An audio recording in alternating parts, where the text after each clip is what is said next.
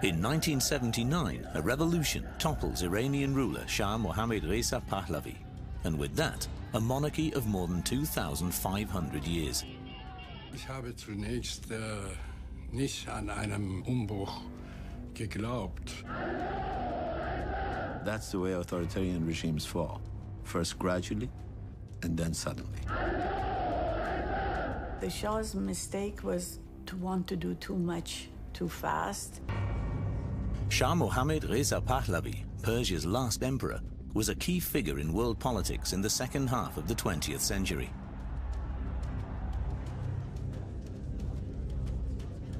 His fiercest opponent, Ruhollah Mousavi Khomeini. The Ayatollah becomes the bearer of hope for all those who are against the Shah. Die beiden sind tatsächlich Gegenpole, so wie ihr gesellschaftliches Bild, so auch ihre beiden Personen. They became very fierce antagonists, absolutely. And the Shah developed an almost obsession with them. Their rivalry lasted for almost their entire lives. In the end, the Shah is defeated, the Ayatollah is victorious, and with him, Islamic fundamentalism, a new challenge for world politics.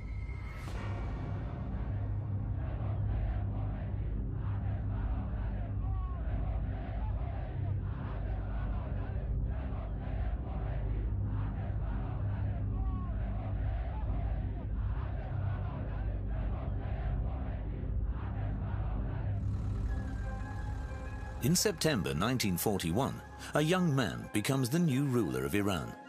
At just 21 years of age, Shah Mohammad Reza Pahlavi is sworn in as the new head of state in the Iranian parliament, in the middle of the Second World War.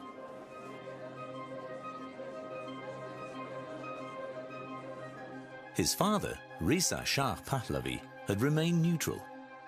But he made no secret of his sympathies for the Nazi regime. The Allies demanded his resignation. Since Hitler's attack on the Soviet Union, the British and the Americans depend on Iran for the transport of heavy war materials to Russia, for the fight against the German Reich. Als der Vater nach seiner Abdankung Iran verlassen hat, blieb Mohammad Reza zurück. Also der Vater Reza Shah hat ihn auch zurückgelassen, hat eben auch gesagt, du musst das hier übernehmen, du bleibst hier.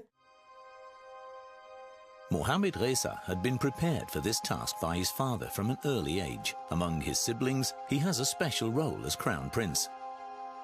His father selects his playmates and sends him to a Swiss elite boarding school to give him a Western education. Finally, he tells him who to marry. It's the Egyptian princess Fawzia. With the arranged marriage between the two dynasties, the father wants to reinforce the Pahlavi's power in Iran. And he was a very, very powerful, charismatic figure who completely dominates the son's life. 300 kilometers southwest of Tehran, the oasis town of Khomeini is situated. In 1902, Ruhollah Mousavi Khomeini is born in a house on the outskirts of that town, the youngest of 6 children. He never meets his father.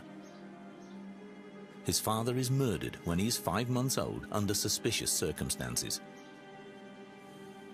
Khomeini will later hold Reza Shah accountable.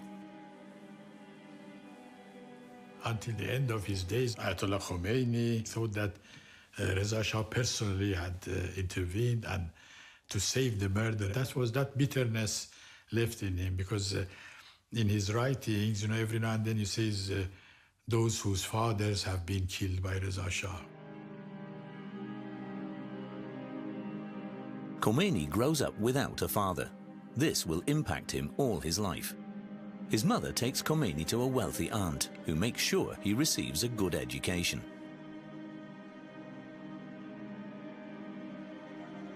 At 5 years of age, Khomeini starts school. A village teacher teaches him how to read and write. He's a fast learner. Among his classmates, he's the most gifted. While others play, he studies and reads the Quran. Before Reza Shah was forced to abdicate, he had started extensive reforms in Iran. He wanted Persia to become a modern state. This included the fact that women were no longer allowed to wear a chador, the traditional veil. The clergy saw this as an assault on religious matters and protested. For Khomeini, who was studying Islamic theory of law by then, this was a fundamental violation of the principles of Islam. Khomeini war ein politischer Geistlicher, auch schon bevor er wirklich öffentlich auftrat. Kann man das auch festmachen an seinen Schriften. Also wir haben ein Traktat von ihm, Kashful Asrar, also die Enthüllung der Geheimnisse heißt dieser Titel. Darin greift er sehr stark Reza Shah an.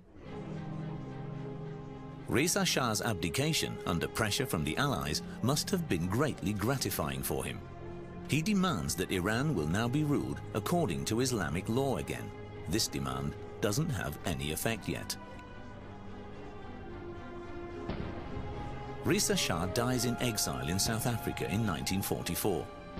If not before, now with his son transferring the body, all eyes are on the new Shah. People wonder how he will solve the conflict with the clergy, which he inherited from his father. So far, he'd been perceived as rather restrained by the public.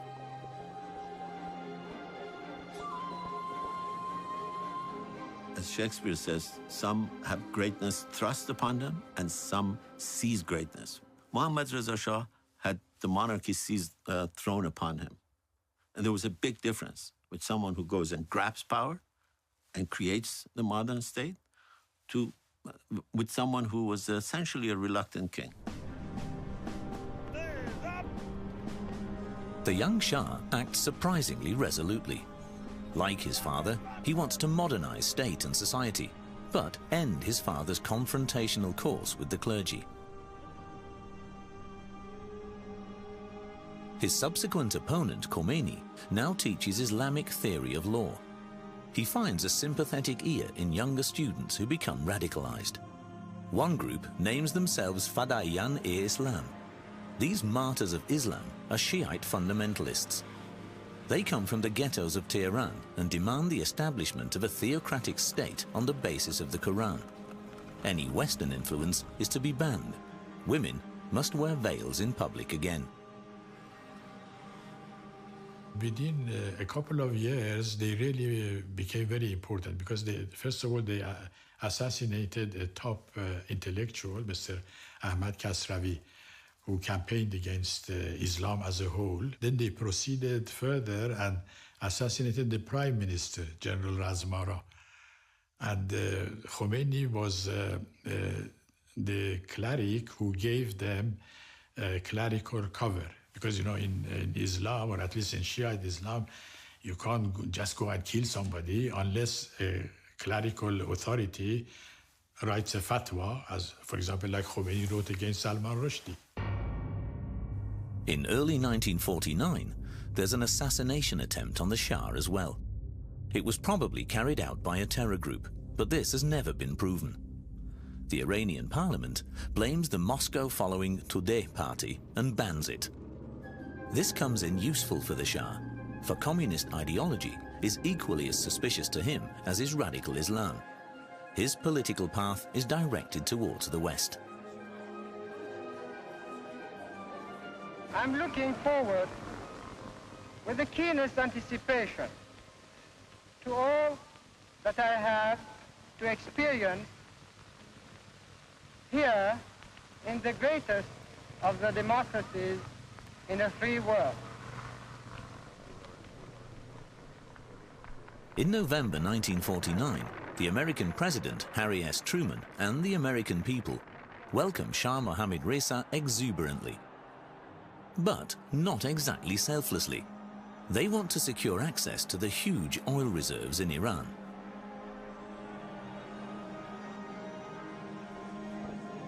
The Shah, on the other hand, needs support for his plans to modernize Iran from the bottom. He's interested in all technical innovations like the Hoover Dam. Not everyone likes his enthusiasm for the West. Das Land war total abhängig. Der Schah war abhängig von den Amerikanern und von den Briten. Und wir wollten ein unabhängiges Land haben. Ein Land, das sein Schicksal selbst in die Hand nimmt, selbst entscheidet. The global economic boom after the war requires fuel. Oil. In Abadan, near the Persian Gulf, the world's greatest refinery is built. Since the beginning of the 20th century, oil production had been mainly in British hands. In Iran, the Anglo-Iranian Oil Company is like a state within a state. When the Iranian parliament decides to nationalize the oil industry in March 1951, Great Britain pulls the oil plug on Iran. Many British experts have to leave the country. The takeover of the oil facilities by a national company is cheered on boisterously. But the oil embargo soon forces the country's economy to its knees. Extremist parties like the Communist Tudeh party take advantage. They become very popular. The Shah temporarily flees into exile, out of the line of fire. The mullahs and their followers, and different political groups like the communists who aim for the abolition of the monarchy and a people's republic, fight for dominance in Iran. The Shah only manages to stay in power through the intervention of the USA. The American Secret Service, CIA, supports him with a lot of money and helps him to establish his own secret service, the Savak. Our Shah became a kind of Roman Caesar, involved in day-to-day business, involved in day-to-day wars. And if, like the Roman Caesar, you become involved in day-to-day, like Julius Caesar, somebody will kill you. During this time, Khomeini doesn't make any public statements on political questions. He withdraws to his house in the holy city of Qom, where he lives with his wife and children. Only his most dedicated followers come to see him, but they don't say a word about what Khomeini discusses with them either. In solitude, the clergyman continues his work on his ideas for the Islamization of the Iranian state, discreetly but with confidence. He is extremely confident when he meets the Shah in person. On behalf of the Grand Ayatollah, Khomeini asks the Shah to pardon one of the assassins from the terror group Fadayan-e-Islam, successfully.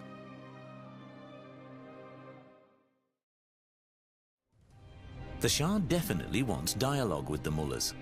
He keeps going on pilgrimages to Mecca in Saudi Arabia, Islam's central pilgrimage site. As a Muslim, he shows respect for Islam and accepts the religious authority of the imams. But such publicity performances always serve multiple interests. His religious feelings, I think, came from his mother. We know his mother was very religious. His father clearly was not. His politics towards religion has nothing to do with his religiosity. His politics toward religion has to do with his fear that the greatest threat to Iran will come from the communists, and that the way to fight the communists is by strengthening religion. And that's exactly what he does.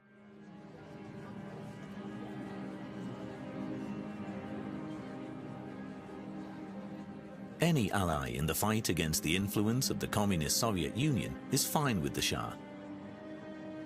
Therefore, he tries to win over the clergy, which was traditionally anti-communist and monarchist. It's a calculation which won't add up. He certainly thought that that ideological backing was religion. And that's, again, another mistake that he made. Religion, particularly as incarnated by the Shia clergy, could never have become the ideological framework on which to build modernization and westernization. In December 1959, there are pompous festivities in Tehran. Tabloid reporters from all over the world fight for the best picture of Mohammad Reza Shah and Farah Diba. After 2 divorces, the new queen needs to produce the desired successor to the throne so that the Pahlavi dynasty can live on. Farah Diba becomes an influential woman at the side of her husband. She also accompanies him on his trip to America in April 1962, where the couple are received frenetically.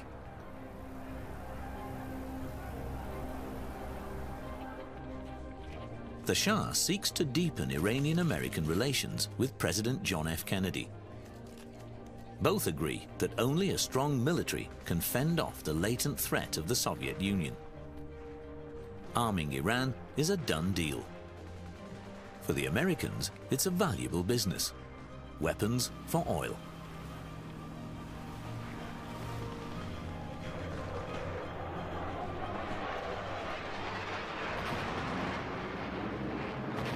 Die Amerikaner haben die modernsten Waffen dem Schah zur Verfügung gestellt, seine Militärs aufgebaut. Es gab unzählige militärische Berater im Iran. Die haben bestimmt, was gemacht wird und was nicht gemacht wird. Und alles, was sie gemacht haben, diente bestimmt nicht der Demokratie.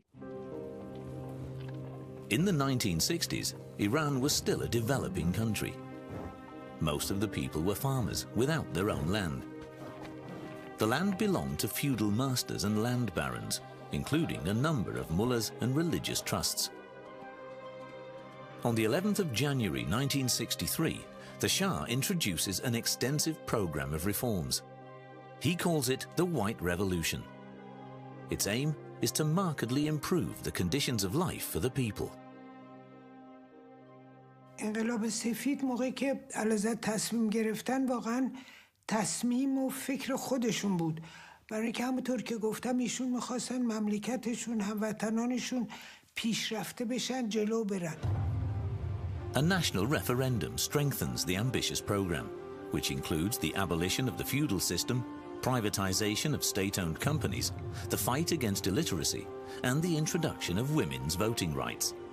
Women are not allowed to take part in the referendum yet. However, they flock to the polling stations to demonstrate their approval. He wanted Iran to modernize. The White Revolution was intended to make Iran better. And it did. In many, many ways it did. It ended feudalism in Iran. That's not an easy thing to do. The starting point of the White Revolution was a land reform against the determined resistance of the clergy. The Shah hands over more than 500,000 hectares of land, an area twice the size of Luxembourg, to some 30,000 destitute families. یه دلیل این بود که فکر می‌کردیم، یعنی گفته می‌شد در اون زمان شایع بود که زیر فشار آمریکایی‌ها رژیم شاه این کار کرده، بنابراین این برای تامین کننده هدف‌های استعماری امپریالیستیه و به نفع مردم ایران نیست و یه چیز فرمایشی هست به دستور خارجی‌ها، به دستور آمریکایی‌ها. In order for children to learn reading, writing and maths, soldiers teach them in village schools. Adult farmers and nomads have to go back to school. The Shah involves all strata of the population in his campaign.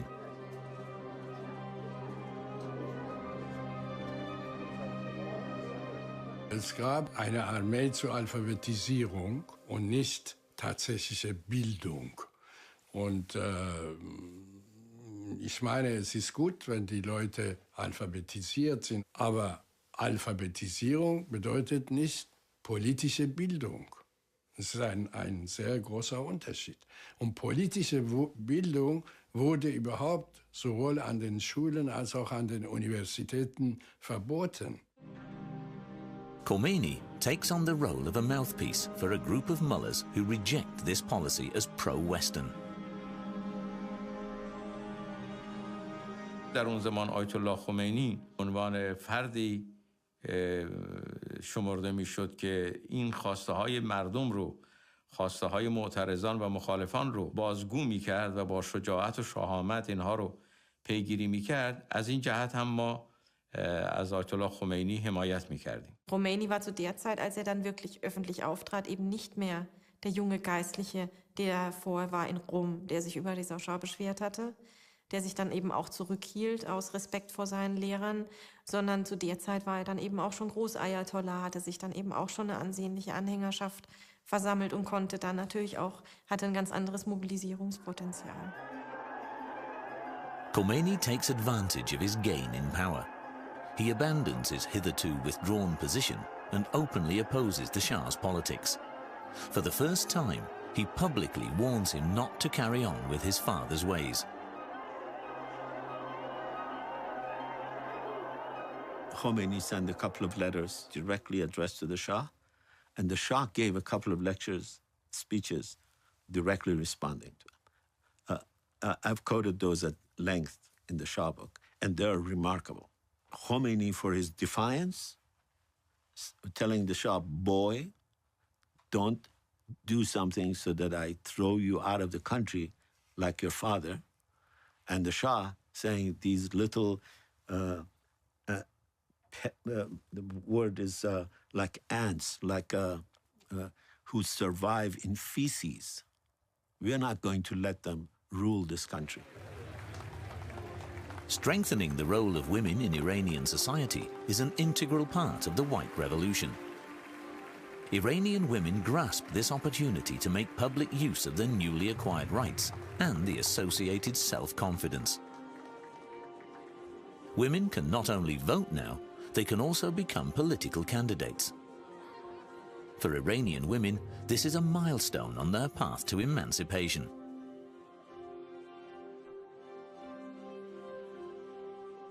آزادی زنان که خیلی مهم بود، برصد حقوقی که زنان گرفتن بعد در مقایسه با خیلی ممالک اروپایی جلوتر بود. But there was a lot of resistance, and the first revolution in '63 happened, led by Khomeini, happened specifically on this particular item of the voting decree.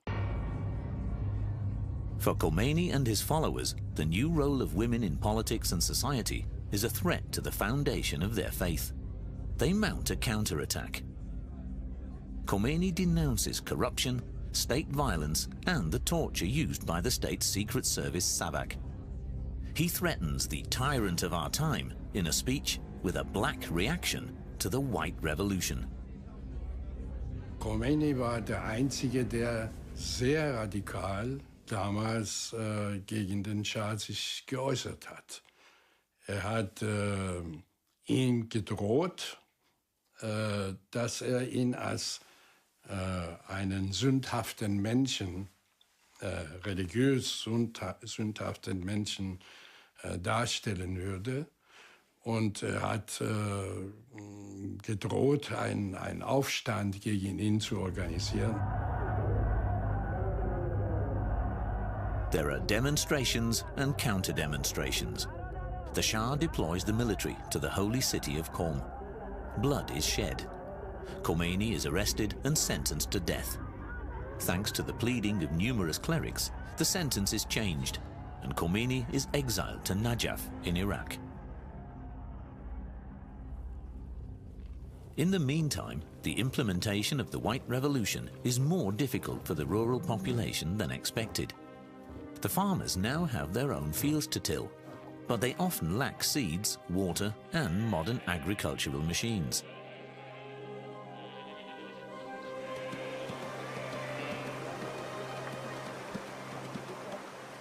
نتیجه این شد که این اصلاحات ارضی سبب شد که روستایی‌ها در ده نمیتونستن بمونن، راهی شهرها شدن، راهی شهرستان شدن، راهی تهران شدن. بعد در تهران هم چون اینا در داخل شهر نمیتونستن زندگی بکنن، آمدن حاشیه‌نشین شهرها شدن. و همین حاشیه‌نشین‌ها بودن در دوره انقلاب جزو سربازان انقلاب شدن. If you're going to end feudalism and you're going to bring millions of people into the city, you have to be prepared for it. You have to think, who is going to teach these people the political rules of the new game? And then he made it impossible for anyone other than the clergy to have a political organization in Iran.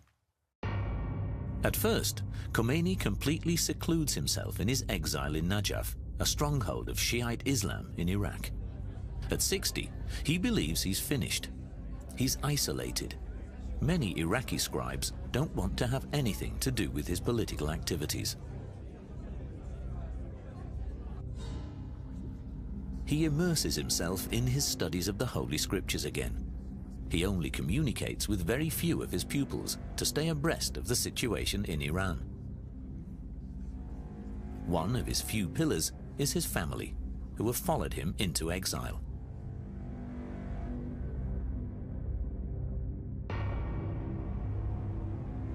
He was this distant figure, very little interest in anything other than his mosque and his books.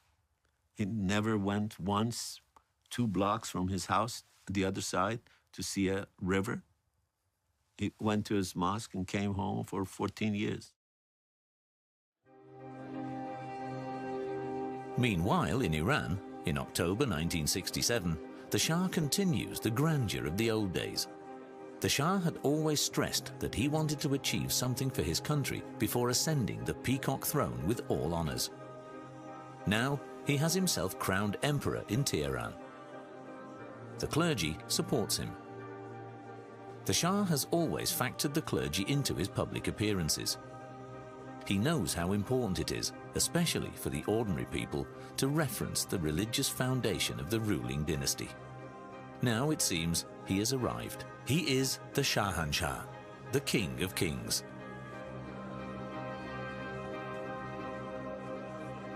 And he also crowns his wife Empress, something that has never happened before in Persia's long history. همیشه میگم موقعی که حضرت تاجو به سر من گذاشتن مثل که تاجو به سر تمام زنان ایران گذاشتن و خب در تاریخ مملکت ما خیلی مهم بود این و راستش من اینقدر فکر نمی‌کردم که من مهم شدم. میدونید واقعا فکر می‌کردم که یه کاری برای پیش بردن و احترام به زنان. In May and June 1967, the glamorous couple is on a state visit in West Germany. They are welcomed by Federal President Lübke and Federal Chancellor Kiesinger. The visit mainly serves economic interests. The Shah visits the big steel companies along the Rhine and Ruhr rivers because he needs support for the industrialization of his country, for instance with the construction of new reservoir dams for the irrigation of farmland. It's a lucrative opportunity for the German economy. Man hat das Potenzial des Marktes gesehen. Die Banken waren auch beteiligt und daran interessiert, als Finanzier für derartige Dinge in Frage zu kommen, sodass das eigentlich ein Geben und Nehmen war. When the ruling couple visits the German opera in Berlin, the ugly face of the Shah regime is revealed. Members of his secret service Savak attack demonstrators who are protesting against suppression and torture in Iran. The situation escalates. The visit of the Shah and the protests against his politics mark a turning point in the history of West Germany. In Tehran, the Shah's monument, which Faradiba had commissioned, is meant as an architectural expression of the new modern identity of the empire. In the old imperial city of Persepolis, on the other hand, the Shah commemorates the Persian Empire's 2,500 years of history with an ostentatious celebration. In 1971, the biggest party in the world is held in the middle of the desert. Monarchs, heads of state, and dictators attend. The population is not invited.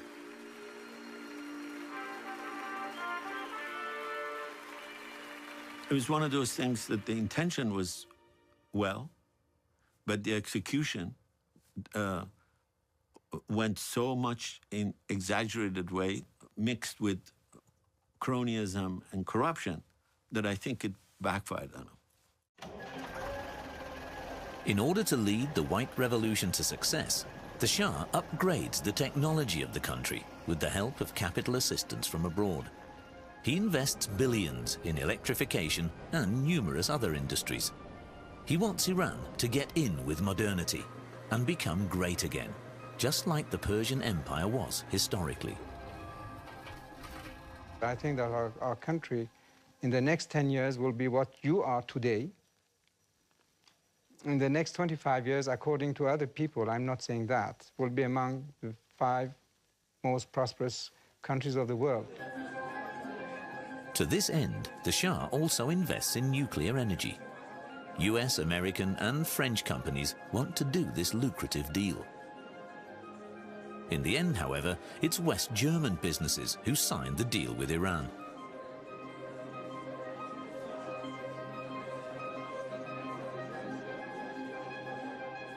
Natürlich waren wir stolz, dass wir den Auftrag bekamen, das erste Atomkraftwerk im Iran zu bauen, also Siemens KWU.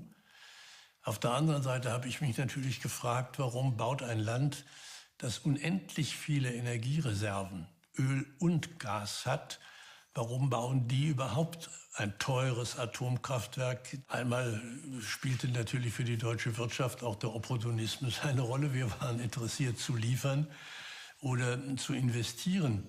The motivation came from the necessity of his time, whether we like it or not. Modernization is to a large extent westernization. You can't modernize without westernizing. The capital, Tehran in particular, opens itself up to the cultural lifestyle of the West and becomes a modern metropolis. Veiled women are now hardly to be seen anywhere in the town. Young people are allowed to travel without restrictions and educate themselves. They enjoy all the advantages of a cosmopolitan city and show no inhibitions. On the other hand, the political power structures don't change at all. They remain traditionally monarchist and tailored to the Shah. Wollte alles alleine entscheiden. Und das war der Fehler, der erstens alle Misserfolge, die hatte, erklärt und letztendlich auch das, was zu seinem Ende geführt hat. و وزرای شاه جرئت نمی‌کردند به شاه بگویند وضعیت اقتصاد کشور خراب است. اینا همه ناشی میشد از این تغییر از بالا، اونم به شیوه استبدادی که پر از فساد بود و جنایت‌ها و کشتن روشنفکران، فراری دادن روشنفکران و خیانت، به لحاظی که ایران رو زیر سلطه بیگانه نگاه می‌داشت. In contrast, in Najaf in Iraq, time seems to have stood still. Khomeini holds lectures for a small circle of students. He thinks about what an Islamic legal system could be like, with the clergy taking on a leading role. He condemns the shallowness and pure sensual pleasures of the West, attacks the colonial powers and Israel, and demands the end of separation of politics and religion. The transcripts of the lectures are published in a book about the Islamic State. I think I was one of the maybe first people to read it. I was shocked by it. But I, like a lot of other simple people like me, thought this would never work. This is a medieval idea. Iran, that has had a constitutional revolution in 1905-07, is not going to let the clergy come and cut off people's hands in public squares. And it's not going to let the clergy rule because they know Sharia. I was wrong, as were a lot of other countries and forces.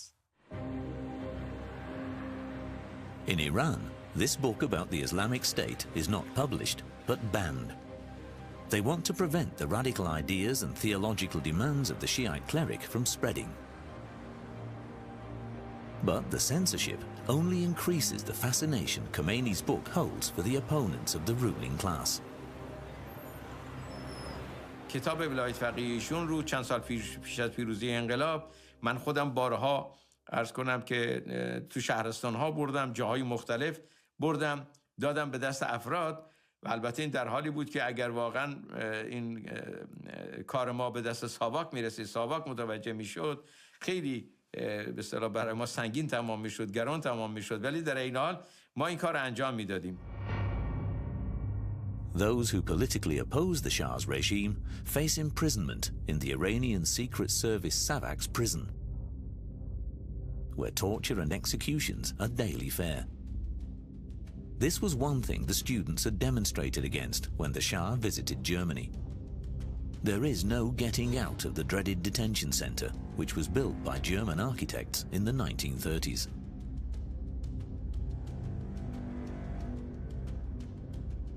Iranian politicians who are active today, like the current supreme religious leader Ali Khamenei, were imprisoned there during the reign of the Shah. Did they do bad things? Absolutely. Did they torture people? Absolutely. You can't forget that they actually did torture people. They tortured a lot of people. They executed a lot of people. But the opposition was also very successful in exaggerating the number of people who were in prison. We used to say in the Confederation that there are hundreds of thousands of prisoners in Iran. The actual number was about 4,000. Dissent, or worse, resistance, had no place in the Shah's regime. There is no open political dialogue on the country's social and political development. The parties, from left to right, are mostly silenced. The opposition has fled abroad or is imprisoned. The Shah's autocratic regime results in him losing contact with the people in his country more and more.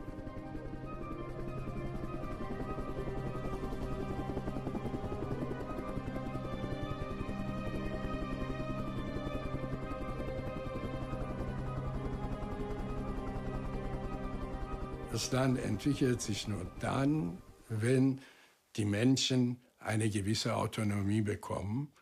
Das heißt, wenn sie das eigene Schicksal selbst in die Hand nehmen. Das ist ein Prozess der Demokratie. Ohne Demokratie, ohne Teilnahme der Bevölkerung läuft nichts. For instance, the dealers on the markets play an important social role in Iran. Millions of people come and shop with them every day. The Shah, however, doesn't really take the bazaris, the market dealers, into consideration in his politics of westernization. Department stores, chain stores and supermarkets like the ones you can find in the West threaten their livelihood. The Shah doesn't realize the consequences of his policies and how many enemies he creates for himself with them. Die iranische Revolution war ja erstmal per se keine rein islamische Revolution, sondern vereinte eben ganz unterschiedliche Kräfte, die eben auch in der iranischen Geschichte sehr stark waren. Deshalb würde ich das nicht reduzieren wollen auf so eine geistliche Opposition gegenüber dem Pahlavi-Staat. Tehran in particular, with its modern high-rise buildings, becomes the symbol of this belief in progress. But many people can't keep up with the Shah's pace. So they turn to that institution which is familiar to them and which gives them security in their insecurity. It completely went after the left, whether it was the left that was dependent on the Soviet Union or whether it was the social democratic left. The only people who were allowed to build mosques, build schools, teach their own cadres were the religious folks. And you bring millions into the cities, in shanty towns, concentrate them, made them easy to mobilize, and allow the clergy to be the only one who's active there. And then people are surprised that the revolution was won by the clergy. The Shah has many mosques renovated in the 1970s. The number of Quran schools also rises immensely. This way, he wants to assure the clergy how important Islam as an essential foundation of Iranian society is to him, despite focusing his politics on the West. With his public appearances and his annual pilgrimages to the city of Mashhad, which is one of the 7 holy cities of Islam, he hopes to keep the clergy securely on his side.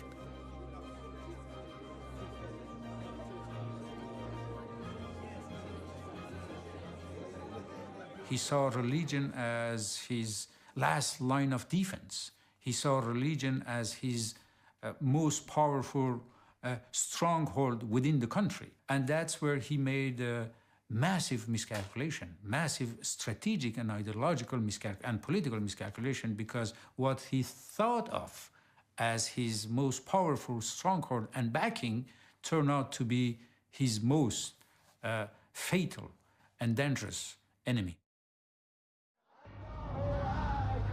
The first protest marches against the Shah take place in Qom in 1978.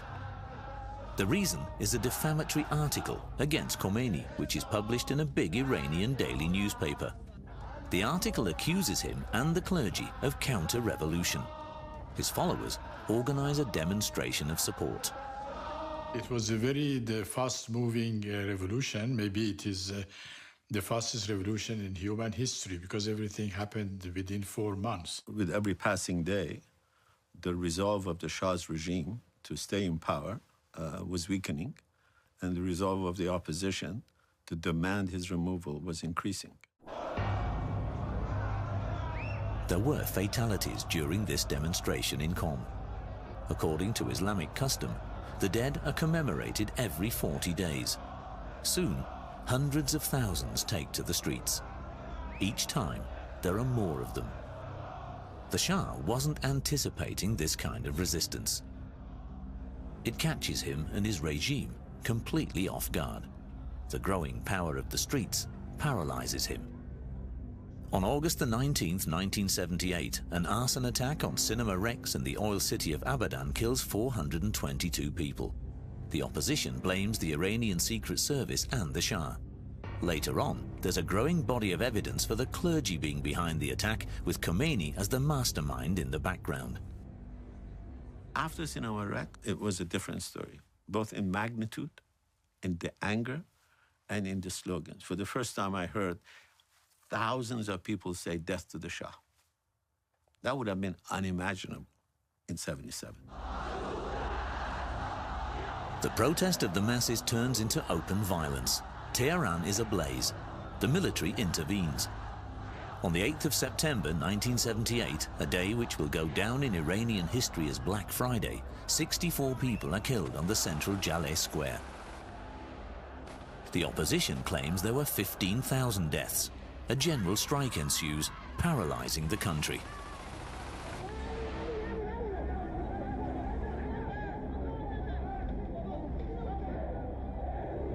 Der Schah verfügte über ein starkes Militär und Geheimdienste und dergleichen mehr. Also alle Instrumente der Macht hatte er in der Hand. Deswegen haben viele gedacht, auch so wie ich, erstmal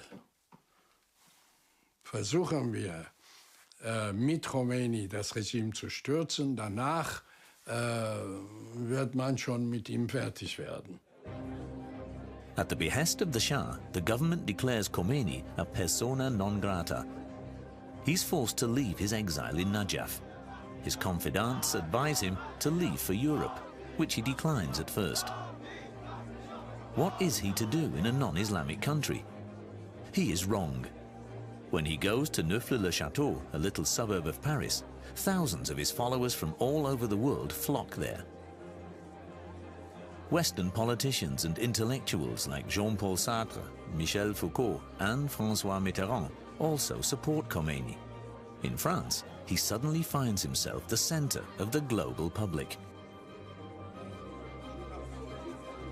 He was suddenly catapulted into an international celebrity and was much more clever than the Shah, the British, the Iranian opposition gave him credit for.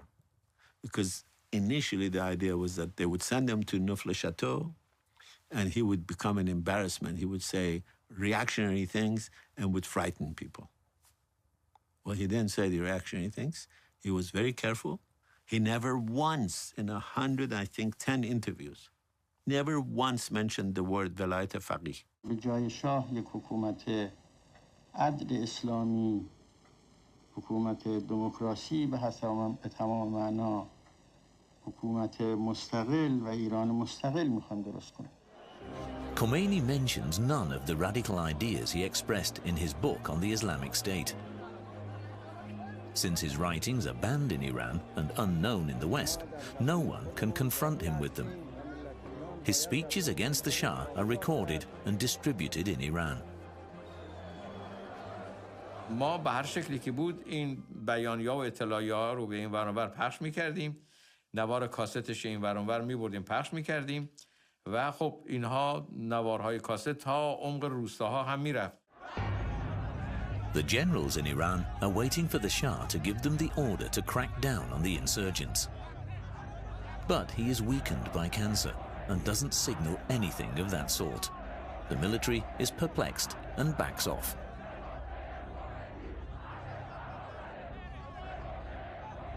When the soldiers stop shooting at the people put flowers in their guns and give them pictures of Khomeini.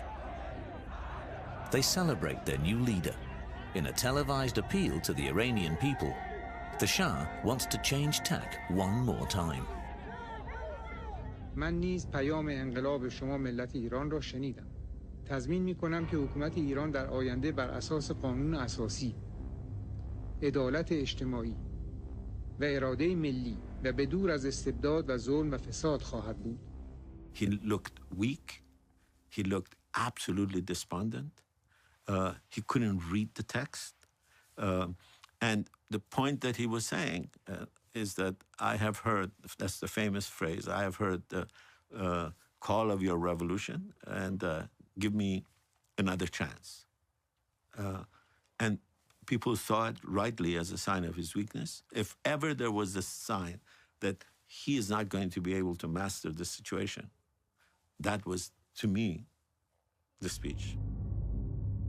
The crisis in Iran also causes ripples at international level. French President of State Giscard d'Estaing invites the German Chancellor Helmut Schmidt, US President Carter, and British Prime Minister Callaghan to Guadeloupe for a conference. Here, they decide on the fate of Iran. Nos entretiens ont fait apparaître un double objectif, accroître la sécurité et réduire les tensions dans le monde. Il nous est apparu que la reconnaissance légitime des réalités du monde contemporain doit s'accompagner de la poursuite des efforts pour améliorer les relations internationales. This means that the Western powers drop the Shah and his regime. On the 16th of January 1979, the Shah and his family leave Iran. The Shah expects the crisis to be over soon so that he can return. It turns out to be a farewell for good. و هیچ وقت فراموش نمی کنم اشکایی که در چشمانشون بود که موقعی که می رفتیم و اون افسری که خودشو به پای علزت انداخت. The Shah was a good king for the time of peace. He wasn't a good king for the time of big trouble. He was really a double personality. When he felt strong, he was extremely self-assured, and the first signs of weakness made him very, very timid. There was no other figure. Mr. Khomeini became the point of union. 14 days later, on the 1st of February 1979, Khomeini flies from Paris to Tehran. No one knows how this journey will end. Will the Shah's military force the plane to turn back or even shoot it down to prevent Khomeini from returning? خب این کسی که وارد هواپیما می شود با وجود این خطر با خیال آسوده وارد نمیشه به هواپیما. طبیعتاً دل نگرانی دارد. آقای خمینی هم چیزی ظاهر نمی کرد که دلخوره داره. ولی قایناقایی بشر دیگه. او هم این دلخوره رو می داشت. After 14 years of exile, Khomeini now steps onto Iranian soil again. Millions of people frenetically celebrate his return. After 2,500 years, the Persian monarchy has outlived its usefulness. Khomeini is received as the new savior. No one has any idea of the consequences which the Islamic Revolution will have for the Iranian state.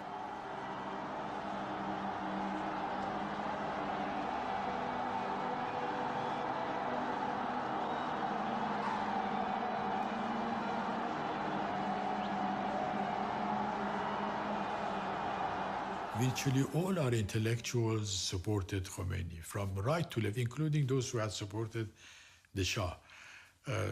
All our big business, our big tycoons, our billionaires, they all supported him. So he had created a degree of unity among all these different factions in Tehran, which was impressive.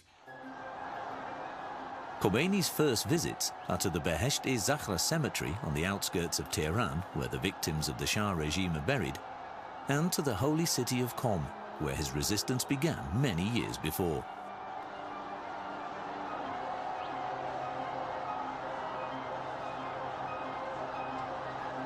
The confrontation between these two could be summarized to the confrontation of two opposing will. And in such a confrontation, it is always the stronger will that will win, and that's exactly what happened in Iran.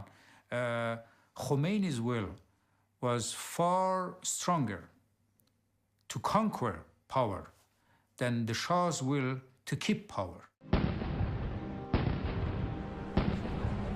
After an odyssey through several countries, the Shah dies of terminal cancer in Cairo on the 27th of July 1980.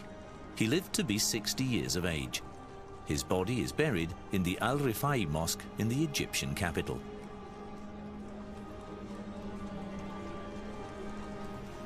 Ayatollah Khomeini dies of a heart attack on the 3rd of June 1989 in Tehran. His resting place is a mausoleum.